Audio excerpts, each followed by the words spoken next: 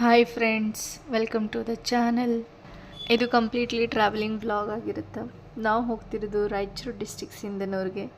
Because ನನ್ನ friend ಅವ್ರದ್ದು ನಾದಿದ್ದು ರಿಸೆಪ್ಷನ್ ಇದೆ. ಅವ್ರ ಮದುವೆಗೆ ಇನ್ವೈಟ್ ಮಾಡಿದ್ರು, ಹೋಗೋಕ್ಕಾಗಲಿಲ್ಲ. ಬಟ್ ರಿಸೆಪ್ಷನ್ಗೆ ಹೋಗ್ತಿದ್ವಿ.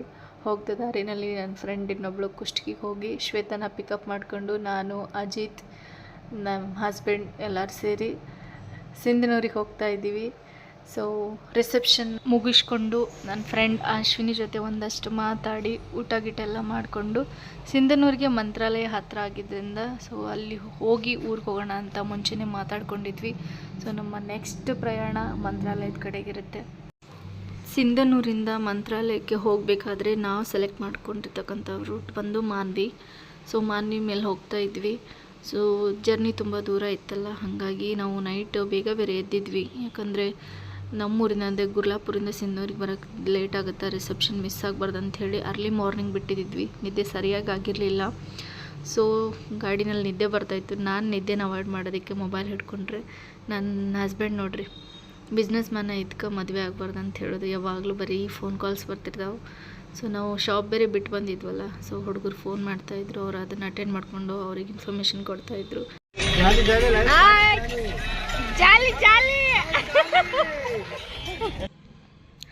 ಹೋಗ್ತಾ ದಾರಿ ಮಧ್ಯೆ ಒಂದಷ್ಟು ಮೆಮೊರೀಸ್ನ ಕ್ರಿಯೇಟ್ ಮಾಡಬೇಕು ಅಂಥೇಳಿ ಪರಿಚಯನೇ ಇಲ್ಲದೆ ಇರೋರ ಹತ್ರ ಎಲ್ಲ ತಮಾಷೆ ಮಾಡಿಕೊಂಡು ಬರ್ತಾಯಿದ್ವಿ. ಅಷ್ಟೊತ್ತಿಗೆ ನಮ್ಮ ಹಸ್ಬೆಂಡ್ ಮಲ್ಕೊಂಬಿಟ್ರು.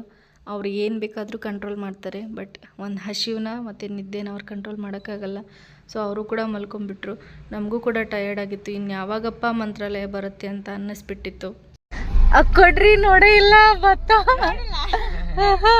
ಅಯ್ಯೋ, ಇವನ್ನ ಮಿಲ್ಲಿಗೆ ಹಾಕ್ತಿರ್ಲ. ಜರ್ನಿನ ಎಂಜಾಯ್ ಮಾಡಿಕೊಂಡು ಕೇಕೆ ಹಾಕ್ಕೊಂಡು ಬರೋಷ್ಟೊತ್ತಿಗೆ ಮಾನ್ವಿ ಬಂದಿದ್ದು ಗೊತ್ತೇ ಆಗಲಿಲ್ಲ. ಮಾನ್ವಿನಲ್ಲಿ ಒಬ್ಬರು ಆಂಟಿ ರೋಡ್ ಸೈಡ್ ಭತ್ತನ ಒಣಗಾಕ್ತಾಯಿದ್ರು. ಸೊ ನಾನು ಅಕ್ಕಿ ನೋಡಿದ್ದೆ, ಭತ್ತ ನೋಡಿರಲಿಲ್ಲ ರಿಯಲ್ ಆಗಿ. ಸೊ ಅವ್ರ ಕಡೆಯಿಂದ ಭತ್ತನ ಇಸ್ಕೊಂಡಿದ್ದೀನಿ. ಇಲ್ಲಿ ನಿಮಗೂ ತೋರಿಸ್ತಾ ಇದ್ದೀನಿ ನೋಡಿ. ಮಾನ್ವಿನಲ್ಲಿ ಟ್ವಿಸ್ಟ್ ಏನು ಗೊತ್ತಾ, ನಮ್ಮ ಕಡೆ ಹೆಂಗೆ ಈ ಕಬ್ಬಿನ ಫ್ಯಾಕ್ಟ್ರಿ ಎಲ್ಲ ಸ್ಟಾರ್ಟ್ ಆಯ್ತು ಅಂತ ಕಬ್ಬಿನ ಟ್ರ್ಯಾಕ್ಟರ್ಗಳು ಹೋಗ್ತಿರ್ತಾವಲ್ಲ 5 ನಿಮಿಷಕ್ಕೊಮ್ಮೆ ರೋಡ್ ತುಂಬ, ಹಂಗಿಲ್ಲಿ ಬರೀ ಭತ್ತದ ಟ್ರ್ಯಾಕ್ಟರ್ಗಳು. ನೀವೇನಾರ ಎಲ್ಲಾರ ಅರ್ಜೆಂಟಾಗಿ ಹೋಗ್ಬೇಕು ಅಂದ್ಕೊಂಡಿದ್ರಿ, ಹೋಗೋಕ್ಕೆ ಆಗಲ್ಲ. ಇಷ್ಟಷ್ಟು ಹೋಗಿರ್ತೀರಿ, ಎದ್ರಿಗೆ ಬಿಡ್ತೀರಿ. ನಮ್ಗಾಗಿದೆ ಎಕ್ಸ್ಪೀರಿಯನ್ಸ್, ಶೋ ಮಾಡ್ತೀನಿ ನೋಡ್ರಿ. ಅದಕ್ಕೆ ಒಂದು ಭತ್ತದ ಗಾಡಿ ಬತ್ತಂದ್ರೆ ಕಂಪ್ಲೀಟ್ ರೋಡೇ ಬ್ಲಾಕ್ ಆಗಿಬಿಡೋದು.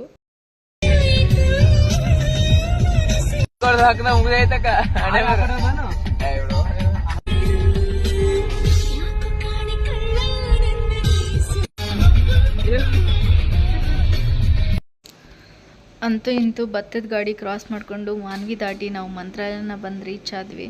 ಸೊ ಮಂತ್ರಾಲಯಕ್ಕೆ ಬರೋಷ್ಟೊತ್ತಿಗೆ ನೈಟ್ ಆಗಿತ್ತು. ಒಂದು ಭಯ ಸ್ಟಾರ್ಟ್ ಆಗಿತ್ತು, ನಮಗೆ ದರ್ಶನ ಆಗುತ್ತೋ ಇಲ್ಲೋ ಅಂಥೇಳಿ. ಬಟ್ ಅದ್ದೂರಿಯಾಗಿ ರಾಯರ ದರ್ಶನ ಆಯಿತು. ನಿಜವಾಗ್ಲೂ ಮಂತ್ರಾಲಯಕ್ಕೆ ಬಂದಿದ್ದು ಭಾಳ ಖುಷಿ ಆಯಿತು. ನಾವು ಬರೋದೇ ಲೇಟ್ ಆಗಿತ್ತು, ದರ್ಶನ ಆಗುತ್ತೋ ಇಲ್ಲೋ ಅಂಥೇಳಿ ಡೌಟ್ ಒಳಗಿತ್ತು. ಬಟ್ ಇಷ್ಟು ಅದ್ದೂರಿಯಾಗಿ ದರ್ಶನ ಆಗ್ತೈತೆ ಅಂತ ನಂಗೆ ಗೊತ್ತಿರಲಿಲ್ಲ. ಒಂದು ರೀತಿ ನಾವೇ ಭಾಗ್ಯಶಾಲಿ. ನಾವು ಒಳಗಡೆ ಹೋದಾಕರೆ ಕ್ಯೂ ಜಾಸ್ತಿನೇ ಇತ್ತು. ಕ್ಯೂ ಮುಗಿಯೋಷ್ಟೊತ್ತಿಗೆ ಕ್ಲೋಸ್ ಆಗ್ತೈತೆ ಅಂದರೆ 9 ಗಂಟೆಗೆ ಅಂದ್ರೆ ಕ್ಲೋಸ್ ಆಗ್ತೈತೆ ಅಂತ ಹೇಳಿದ್ರು. ಕ್ಲೋಸ್ ಆಗತ್ತೆ ಅನ್ಕೊಂಡಿದ್ವಿ. ಬಟ್ ನಾವೆಲ್ಲ ದರ್ಶನ ಮುಗಿಸ್ಕೊಂಡು ಹೊರಗಡೆ ಬರ್ತಿದ್ದಂಗನ, ಅಂದ್ರೆ ಒಳಗಡೆ ಗರ್ಭಗುಡಿಯಿಂದ ಹೊರಗಡೆ ಬರ್ತಿದ್ದಂಗನ ರಥ ಎಳೆದಿಕ್ಕೆ ಸ್ಟಾರ್ಟ್ ಆಯ್ತು. ಮತ್ತೆ ಇಲ್ಲಿ ನಮ್ಗೆ ಮೇನ್ ಇಷ್ಟ ಆಗಿದ್ದು, ಎಲ್ಲರೂ ಹೇಳ್ತಿದ್ರು ಸಮಸ್ಯೆಗಳು 1000 ಇರ್ತಾವ, ಹೆದರ್ಕೋಬೇಡಿ, ರಾಯರಿದ್ದಾರೆ ಅಂತ ಹೇಳ್ರಿ ಅಂತ ಹೇಳಿ ಹೇಳ್ತಿದ್ವಿ. ಬಟ್ ಅಲ್ಲೊಂದು ಸ್ಲೋಗನ್ ಬರ್ತಿದ್ರು ಒಳಗಡೆ, ಏನಂತಂದ್ರೆ ನಿಮ್ಮ ಸಮಸ್ಯೆಗಳನ್ನ ರಾಯರ ಹತ್ರ ಹೇಳ್ಕೋಬೇಡಿ, ನಿಮ್ಮ ಸಮಸ್ಯೆಗಳಿಗೆ ಹೇಳ್ರಿ, ನನ್ನ ಹಿಂದೆ ರಾಯರಿದ್ದಾರೆ ಅಂತ ಹೇಳಿ.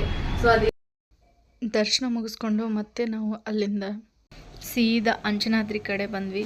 ಸೊ ನಾವು ನೈಟ್ ಕಂಪ್ಲೀಟ್ ಜರ್ನಿ ಮಾಡ್ಕೊಂಬಂದಿದ್ದು ಮಂತ್ರಾಲಯದಿಂದ. ಸೊ ಅಂಜನಾದ್ರಿಗೆ ಬರೋಷ್ಟೊತ್ತಿಗೆ ರಾತ್ರಿ 3:30 ಆಗಿತ್ತು. ಸೊ 3:30ಯಿಂದ ಬೆಳಗ್ಗೆ 6 ಗಂಟೆವರೆಗೂ ಕಾರಲ್ಲೇ ಮಲ್ಕೊಂಡಿದ್ವಿ. ಸೊ ಇನ್ನೊಂದೇನು ಅಂತಂದರೆ, ನೈಟ್ ಬರಬೇಕಾದ್ರೆ ಎಲ್ಲರೂ ಮಲಗಿದ್ರು ಕಾರಲ್ಲಿ. ಅಜಿತು, ಇವರು ನಮ್ಮ ಹಸ್ಬೆಂಡು, ನಾನೊಬ್ಬಳೇ ಎಚ್ಚರಿದ್ದೆ. ಪಾಪ ಡ್ರೈವರನ್ನು ಹೇಳ್ತಿದ್ರು ಅಕ್ಕ ಮಲ್ಕೊಳ್ಳಿ ಅಂತ. ಬಟ್ ನಂಗೆ ನಿದ್ದೆನೇ ಬರ್ತಾ ಇರಲಿಲ್ಲ. ಯಾಕಂದರೆ ಆ ಟೈಮಲ್ಲಿ ಕಂಟಿನ್ಯೂಸ್ ಆಗಿ ಆಕ್ಸಿಡೆಂಟ್ ಆಗ್ತಾಯಿದ್ದು. ಸೊ ನನಗೊಂದು ಭಯ ಆಯಿತು, ಹಾಗಾಗಿ ನಾನು ಎಚ್ಚರನೇ ಇದ್ದೆ. Almost complete. ಯಾವಾಗ 3 ಗಂಟೆಗೆ ಬಂದು ಅಂಜನಾದ್ರಿ ರೀಚ್ ಆದ್ವಿ. ಅಲ್ಲಿಂದ 6 ಗಂಟೆವರೆಗೂ ಮಲ್ಕೊಂಡು 6 ಗಂಟೆಗೆ ಎದ್ದು ಮಾರ್ನಿಂಗ್ ವ್ಯೂನ ಎಂಜಾಯ್ ಮಾಡ್ತಾಯಿದ್ವಿ. ಬೆಳಗ್ಗೆ ಪ್ರಕೃತಿ ಕೂಡ ತುಂಬ ಪ್ರಶಾಂತವಾಗಿತ್ತು, ಜನ ಕೂಡ ಕಮ್ಮಿ ಇದ್ದರು. ಸೊ ನಾವು ಕೂಡ ಆದಷ್ಟು ಬೇಗ ಸ್ನಾನ ಮಾಡಿ ಬೆಟ್ಟನ ಹತ್ತಿ ದೇವ್ರ ದರ್ಶನ ಮಾಡೋಣ ಅಂಥೇಳಿ ಸ್ನಾನ ಮಾಡೋಕ್ಕೆ ರೂಮ್ ಸರ್ಚ್ ಮಾಡ್ತಾಯಿದ್ವಿ. ಸೊ ಅಲ್ಲಿ ಹತ್ತತ್ರ ಇರೋ ರೂಮ್ಸ್ ಎಲ್ಲ ತುಂಬ ಚಾರ್ಜಸ್ ಹೇಳ್ತಾಯಿದ್ರು, 2000, 15,000, 2,500 ಹಂಗೆಲ್ಲ. ಸೊ ನಾವು ಇದಕ್ಕಿಂತ ಕಮ್ಮಿ ಬಜೆಟಲ್ಲಿ ಸಿಗ್ತಾವ ಅಂಥೇಳಿ ನೋಡಬೇಕಾದ್ರೆ ಒಬ್ರು ಅಂಕಲ್ ಹೇಳಿದರು, ಮುಂದೆ ಇದ್ದಾವೆ ಹೋಗ್ರಿ ಅಮ್ಮ ನಿಮ್ಗೆ ಸಿಗುತ್ತೆ ಅಂಥೇಳಿ. ಸೊ ಅಲ್ಲಿ ಹೋದಾಗ ನಮಗೆ ಸಿಕ್ಕಿದ್ದು ಪಂಪ ಸರೋವರದ ಹತ್ತಿರ ಒಂದು ಸ್ನಾನದ ಮನೆ. ಪಾಪ ಅಂಕಲ್ ಒಬ್ಬರಿಗೆ 50 ರೂಪಾಯಿನ ಚಾರ್ಜ್ ಮಾಡ್ತೀನಮ್ಮ ಅಂಥೇಳಿ ಒಂದು ರೂಮ್ ಕೊಟ್ಟರು. ಸೊ ನಾವು ಸ್ನಾನ ಎಲ್ಲ ಮುಗಿಸ್ಕೊಂಡು ದರ್ಶನ ಮಾಡೋಣ ಅಂತ ಬೆಟ್ಟದ ಕಡೆ ಹೋಗ್ತಿದ್ವಿ.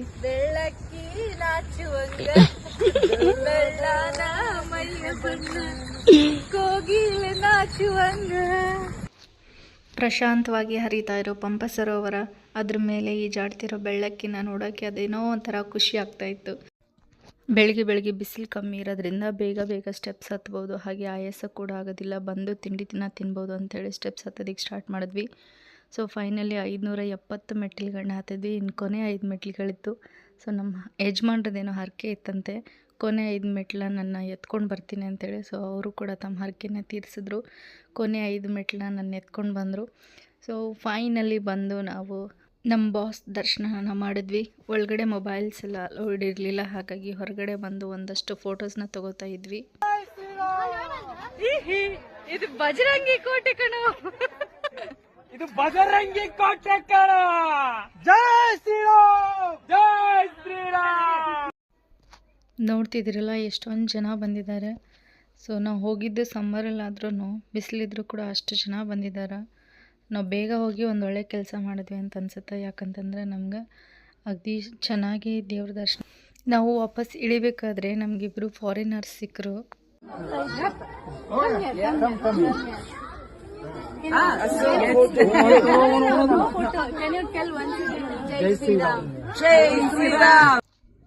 ಟ್ರಿಪ್ಪಿಗೆ ಅಂತ ಬೇರೆ ದೇಶದಿಂದ ಬಂದು ಬಜರಂಗಿನ ಮೀಟ್ ಮಾಡೋದಕ್ಕೆ ಇಲ್ಲಿವರೆಗೂ ಬಂದಿದ್ದಾರೆ ಅಂಥೇಳಿ ತುಂಬ ಖುಷಿ ಆಯಿತು.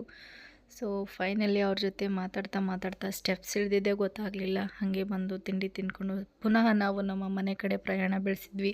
ಸೊ ಇದಾಗಿತ್ತು ನಮ್ಮ ಟ್ರಾವೆಲಿಂಗ್ ವ್ಲಾಗ್. ಸೊ ಬಜರಂಗಿ ಮತ್ತು ರಾಯರು ನಿಮ್ಮೆಲ್ರಿಗೂ ಒಳ್ಳೆಯದನ್ನು ಮಾಡಲಿ, ನಿಮ್ಮೆಲ್ರಿಗೂ ಒಳ್ಳೆಯ ಆರೋಗ್ಯ, ಭಾಗ್ಯ, ಐಶ್ವರ್ಯ ಕೊಟ್ಟು ಕಾಪಾಡಲಿ ಅಂತ ಹೇಳಿ ಕೇಳ್ಕೊಳ್ತೀನಿ. ಸೊ ನೆಕ್ಸ್ಟ್ ವಿಡಿಯೋದಲ್ಲಿ ಸಿಗ್ತೀನಿ. ಅಲ್ಲಿವರೆಗೂ